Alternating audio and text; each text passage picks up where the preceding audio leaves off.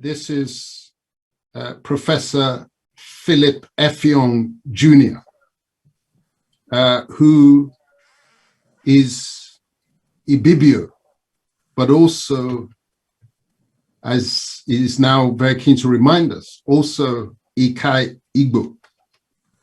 He is the son of Philip Effiong, who was the first vice president and the second president of the now defunct Republic of Biafra during the Nigerian Civil War of 1967 to 1970.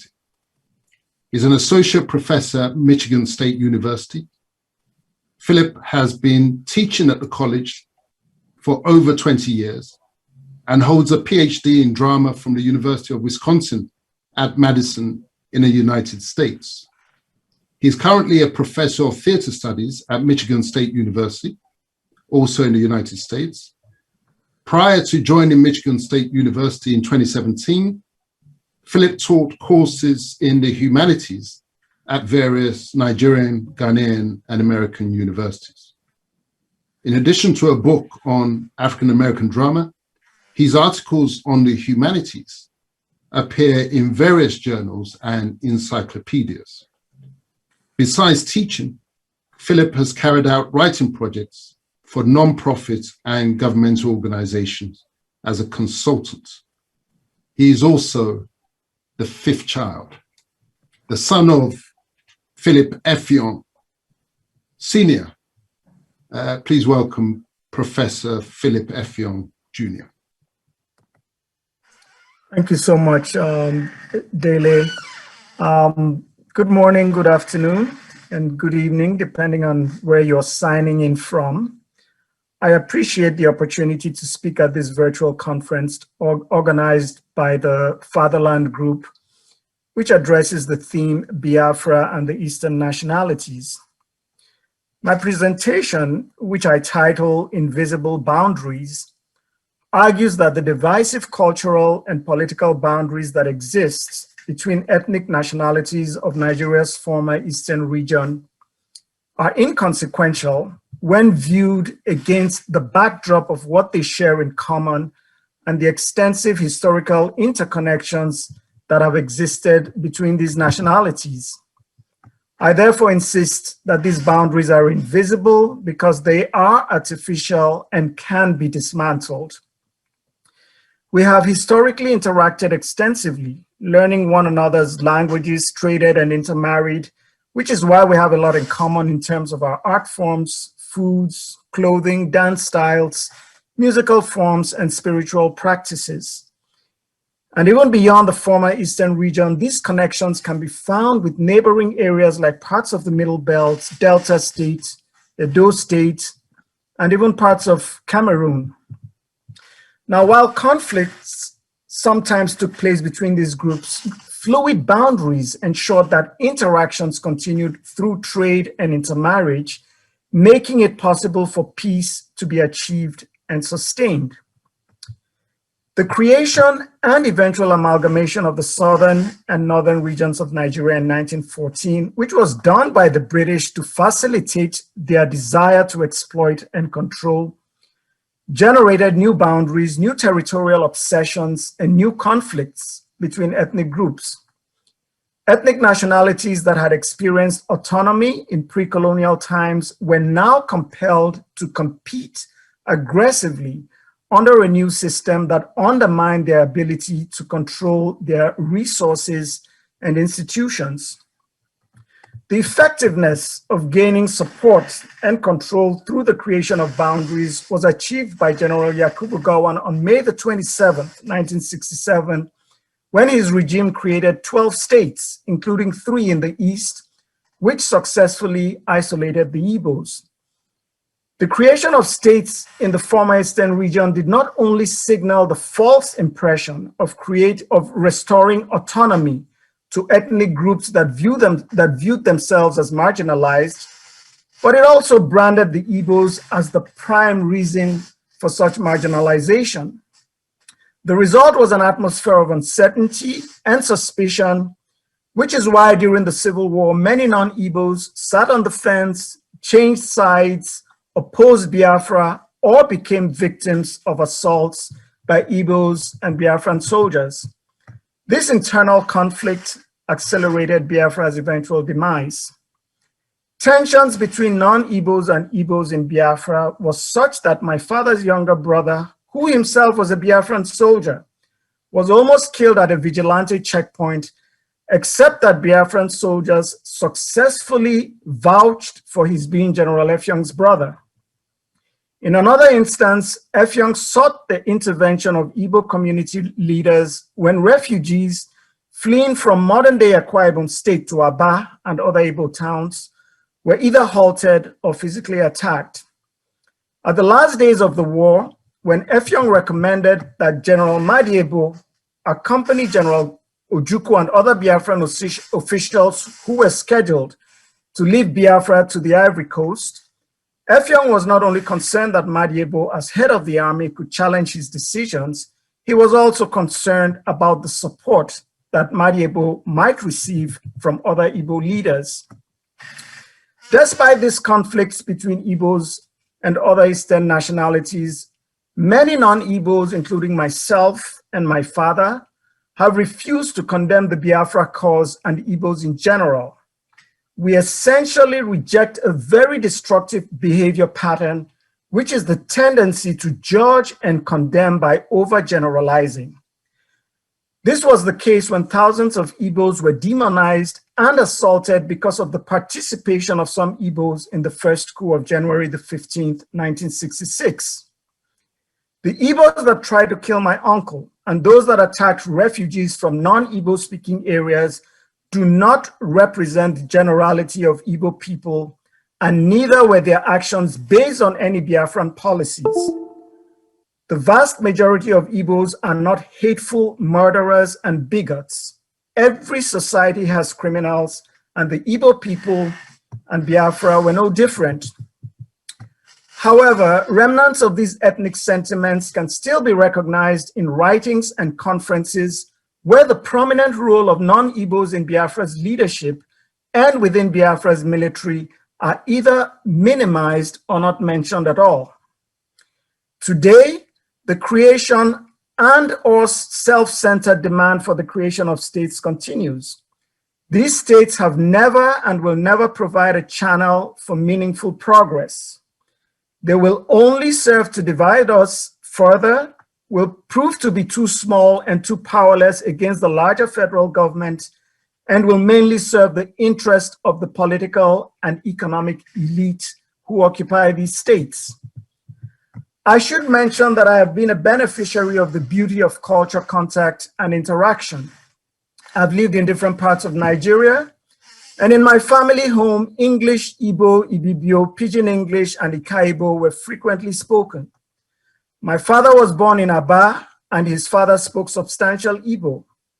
My grandmother collaborated with other Eastern women to challenge repressive colonial laws in the famous Women's Revolution of 1929. My mother speaks Ibibio, Hausa, Igbo, some Yoruba, Ukwani, and of course English and Pidgin English, while my siblings and I are married to spouses from a range of cultural backgrounds. We can embrace the multicultural and multilingual lifestyle of generations before us by pulling down the superficial political and geographical boundaries that keep us apart. To achieve this, I propose reclaiming our historical and ancestral ties and aggressively pursuing a civics educational curriculum that would expose us to the richness and greatness of other cultures. Harmony and respect are greatly facilitated by the extensive knowledge we have of one another. Otherwise, our relationships remain fragile.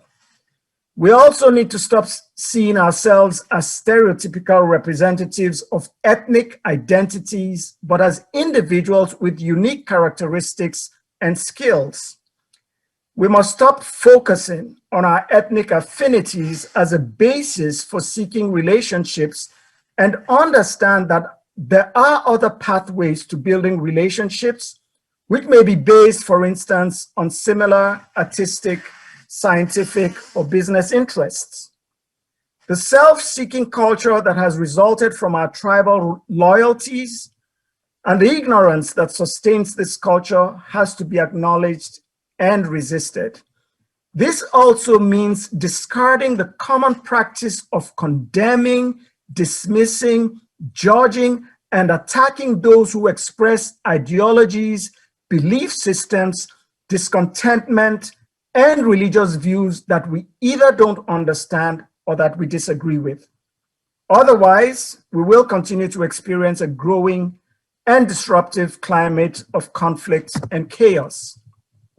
Finally, we must not allow ourselves to be manipulated by politicians who aggravate ethnic tensions for personal gain, and remind ourselves that our unity takes precedence over their selfish political ambitions. Except we demolish the hostile and often imaginary boundaries that keep us apart, our disagreements will only get worse and prevent the solidarity that is urgently needed if we are to achieve the equitable redistribution of resources, power, and wealth. Thank you. Thank you very much, Professor Philip Effiong, true son of his father, the military ruler, visionary. He spoke of invisible boundaries, artificial, and therefore they can be dismantled if we want to dismantle them. It is all about the will to do the right thing. The talk of it's impossible is nonsense. It spoke of the creation of southern Nigeria and northern Nigeria and the amalgamation which followed. That was an instrument of exploitation of our people and threw us into competition in place of the benign and peaceful coexistence and good neighborliness that characterized our relationships prior to that. We must never lose sight of that. He explained how the creation of 12 states branded the Igbos as the prime threats of domination in the eastern region.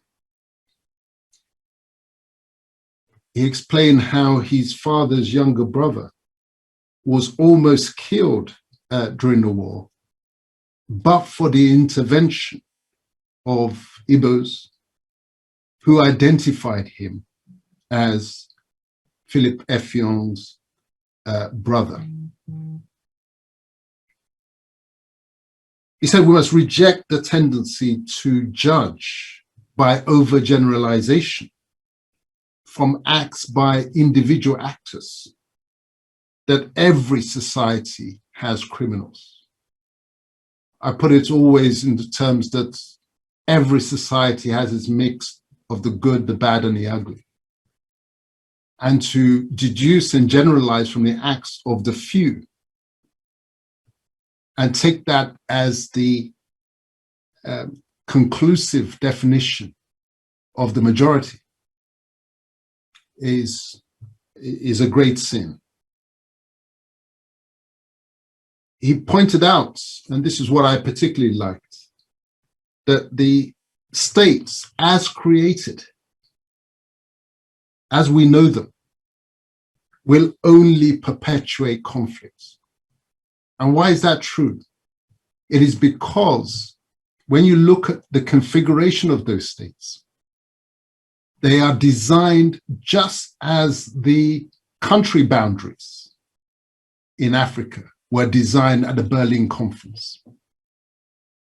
Not to respect the component nationalities, but to violate them.